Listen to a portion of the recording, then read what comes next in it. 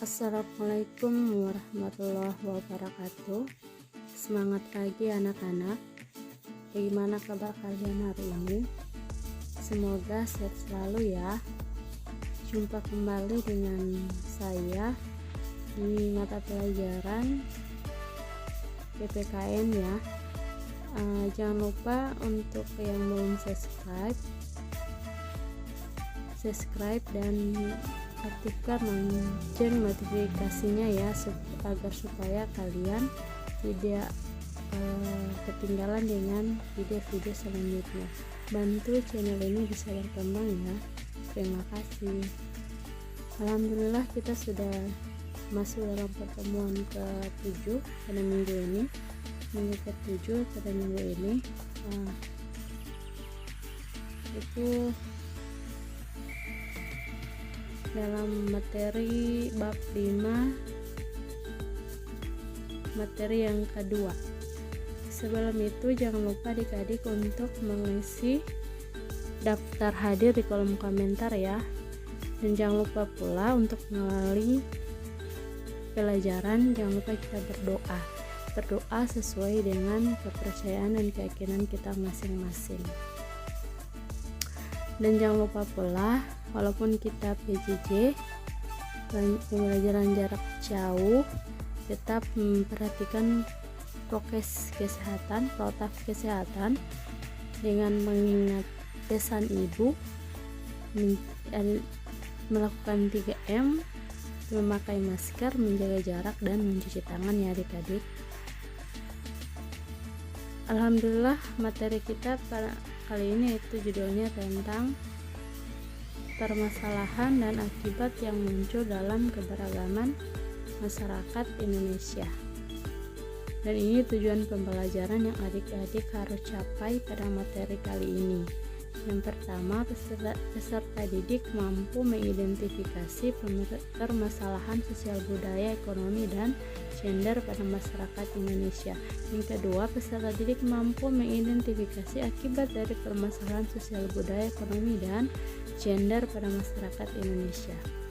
Tonton terus video ini sampai selesai sehingga adik-adik bisa mencapai tujuan pembelajaran pada materi ini. Oke, kita lanjut. Menurut Surjono Sukanto, masalah sosial adalah suatu ketidaksesuaian antara unsur-unsur kebudayaan atau masyarakat yang membahayakan kehidupan sosial. Masalah sosial muncul akibat terjadinya perbedaan yang mencolok antara nilai dalam masyarakat dengan realita yang ada. Beberapa hal yang dapat menjadi sumber masalah sosial yaitu proses sosial dan bencana alam. Masalah sosial merupakan suatu kondisi yang dapat muncul dari keadaan masyarakat yang kurang atau tidak ideal. Maksudnya, selama terdapat kebutuhan dalam masyarakat yang tidak terpenuhi secara merata, maka masalah sosial akan tetap selalu ada di dalam kehidupan. Masalah sosial dapat dikelompokkan menjadi 4 jenis faktor penyebab, antara lain 1. Faktor ekonomi, faktor budaya, faktor biologis, faktor psikologis. Mari kita akan bahas satu-satu. Yang pertama, faktor ekonomi. Permasalahan sosial yang disebabkan oleh faktor ekonomi, misalnya karena tidak seimbangnya antara pendapat dengan pengeluaran, tidak tercukupinya kebutuhan hidup, terutama makanan, pakaian, tempat tinggal, dan jaminan kesehatan. Yang kedua, faktor budaya. Kebudayaan yang berkembang saat ini banyak dipengaruhi oleh kemajuan teknologi serta masuknya budaya asing. Gaya hidup yang cenderung meniru budaya asing juga memicu munculnya masalah sosial. Faktor ini harus mendapat perhatian secara serius karena kebudayaan pada suatu negara dapat mencerminkan kebiasaan masyarakatnya. Mempelajari atau mendalami pendidikan agama dapat mencegah, menyadarkan, ataupun menyaring budaya asing yang masuk. Yang ketiga, faktor biologis. Faktor ini dapat menyebabkan timbulnya masalah sosial seperti kurang gizi, penyakit menular, dan lain-lain. Hal ini terjadi karena kurangnya fasilitas-fasilitas kesehatan yang layak, dan dapat terjadi juga karena kondisi ekonomi maupun pendidikan masyarakat yang tidak mencukupi. Jadi, sebagian besar kondisi dari biologis masyarakat mudah terjangkit. Untuk solusinya pada saat ini dengan cara meningkatkan fasilitas-fasilitas kesehatan dalam dan memberikan pengetahuan pada setiap anggota masyarakat tentang penjagaan serta memberi pengetahuan pentingnya pola hidup sehat maupun pentingnya menjaga kebersihan lingkungan. Keempat, faktor psikologis. Selain ketiga faktor di atas, ada juga faktor psikologis. Masalah dari faktor ini dapat muncul jika psikologis suatu masyarakat sangat lemah. Faktor psikologis juga dapat muncul jika beban hidup yang berat misalnya dirasakan oleh masyarakat, khususnya yang ada di daerah perkotaan, pekerjaan yang menumpuk sehingga menimbulkan stres. Lalu dapat menimbulkan luapan emosi yang nantinya dapat memicu konflik antar anggota masyarakat. Untuk lebih mendalami kondisi budaya pada masyarakat Indonesia, kita dapat mengidentifikasi dengan membandingkan pendapat Klukan dalam bukunya berjudul Universal Categories of Cultures, yang mengemukakan adanya unsur kebudayaan secara universal yang dapat ditemukan di seluruh dunia, baik pada kelompok masyarakat tradisional sampai dengan masyarakat modern, atau pada masyarakat yang hidup pada zaman prasejarah sampai dengan sekarang.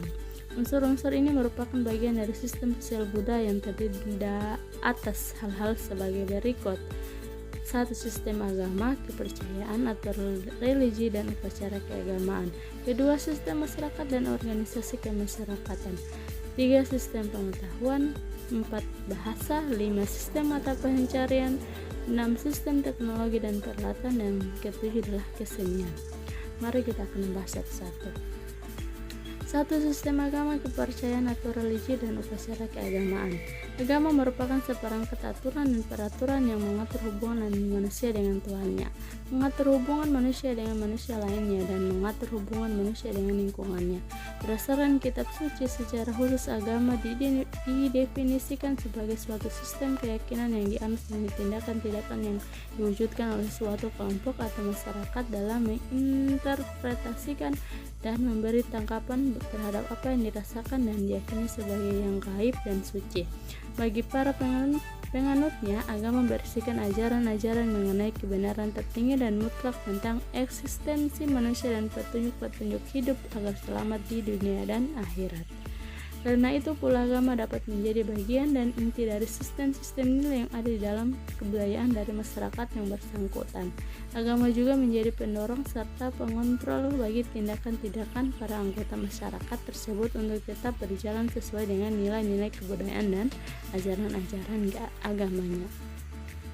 Yang kedua, sistem masyarakat dan organisasi kemasyarakatan. Masyarakat diartikan sebagai kelompok orang yang membentuk sebuah sistem semi tertutup, di mana sebagian besar interaksinya adalah antara individu-individu yang berada dalam kelompok tersebut. Secara umum, masyarakat merupakan sekumpulan individu yang hidup bersama dalam suatu tempat atau wilayah. Menurut Undang-Undang Nomor 17 Tahun 2013 tentang Organisasi Kemasyarakatan, yang dimaksud dengan organisasi kemasyarakatan adalah organisasi yang didirikan dan dibentuk oleh masyarakat secara sukarela berdasarkan kesamaan aspirasi, kehendak, kebutuhan, kepentingan, kegiatan, dan tujuan untuk berpartisipasi dalam pembangunan demi tercapainya tujuan negara kesatuan Republik Indonesia yang berdasarkan Pancasila. Sebagai elemen masyarakat, ormas memiliki peranan yang sangat penting dalam mencapai cita-cita dan tujuan bangsa dengan berbagai karakteristik, visi dan misinya masing-masing. Ormas turut serta membangun negara melalui pemberdayaan masyarakat. Makin banyak organisasi masyarakat yang peduli terhadap kesejahteraan masyarakat, juga makin membantu pemerintah dalam menyukseskan pembangunan nasional. Setiap ormas dengan berpegang teguh pada semangat Bhinneka Tunggal Ika, maka harus menempatkan kesatuan dan kesatuan di atas kepentingan kelompok atau organisasinya, sehingga perselisihan atau bentrokan antar ormas pun dapat dihindari. Yang ketiga, sistem pengetahuan. Sistem pengetahuan yang dimiliki masyarakat merupakan kunci berkembangnya suatu peradaban. Semakin mudah manusia menguasai alam dan semakin canggih manusia memanfaatkan alam, sehingga semakin tinggi peradaban manusia. Sistem pengetahuan umumnya diperoleh melalui beberapa cara, yaitu formal, informal, dan non-formal.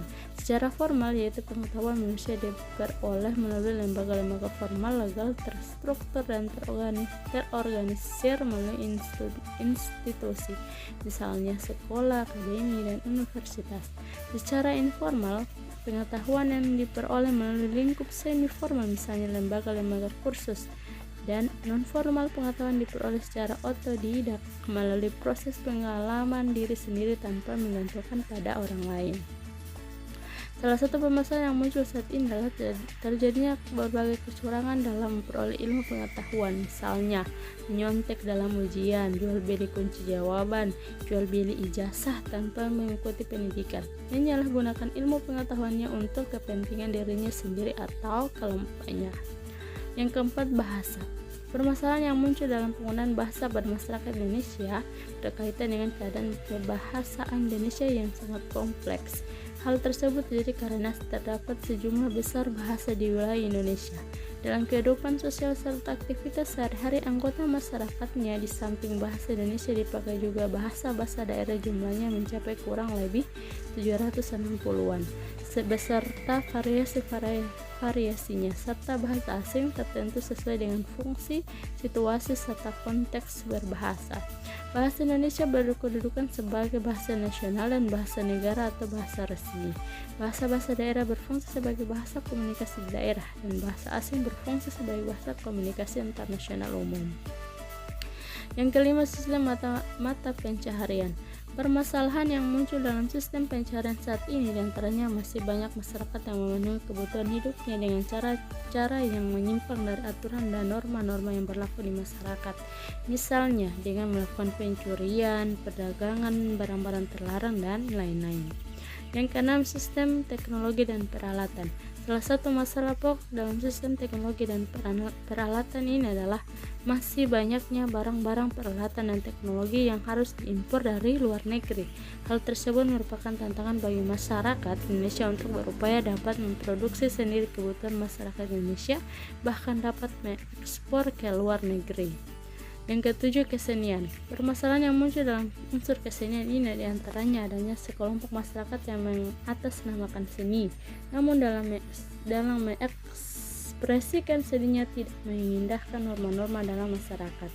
Walaupun sebagai ekspresi jiwa, emosi, dan ide seseorang atau sekelompok orang, namun tetap harus sesuai dengan norma-norma yang berlaku di masyarakat, sehingga tidak memunculkan masalah baru yang dapat mengganggu ketertiban umum.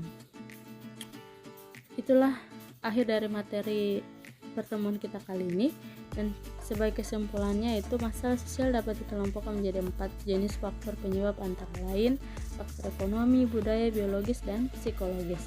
Unsur-unsur kebudayaan secara universal antara lain sistem agama, kepercayaan atau religi, dan upacara keagamaan. Yang kedua, sistem masyarakat dan organisasi kemasyarakatan.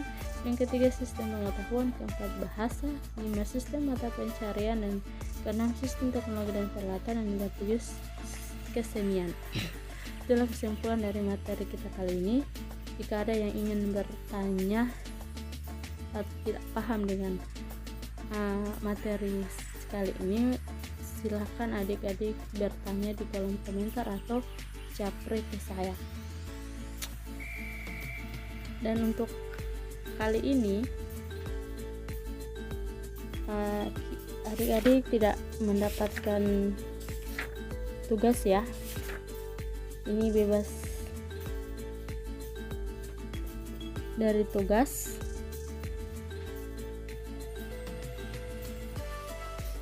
Itu dari saya, sekian dan terima kasih. Wassalamualaikum warahmatullahi wabarakatuh.